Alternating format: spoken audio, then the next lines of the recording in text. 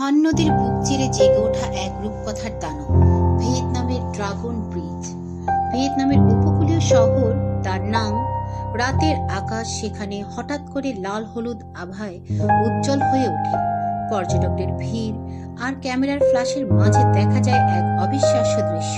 একটি বিশাল ড্রাগনের মুখ থেকে গল গল করে বেরিয়ে আসছে আগুনের লেলিহান শিখা, আর তার পরপরই শুরু হয় শীতল জলরাশির ফোয়ারা। এটি কোনো সিনেমার দৃশ্য নয়, বরং ভিয়েতনামের বিখ্যাত ড্রাগন ব্রিজ বা ড্রাগন সেতুর নিয়মিত আয়োজন। 2013 সালে জনসাধারণের জন্য উন্মুক্ত হওয়া এই সেতুটি বর্তমানে ভিয়েতনামের অন্যতম প্রধান পর্যটন আকর্ষণ। 666 মিটার দীর্ঘ এই সেতুটি তৈরি করা হয়েছে ভিয়েতনামের লিম রাজবংশের ঐতিহ্যের আদলে। ড্রাগন সেখানে কেবল একটি কাল্পনিক প্রাণী নয়, বরং শক্তি, সমৃদ্ধি এবং আভিজাত্যের প্রতীক। ড্রাগন ব্রিজের সবচেয়ে বড় বিশেষত্ব হলো এর নাটকীয়তা। সাপ্তাহিক আয়োজন। প্রতি শনি ও রবিবার রাত 9টায় এই বিশেষ প্রদর্শনী শুরু হয়।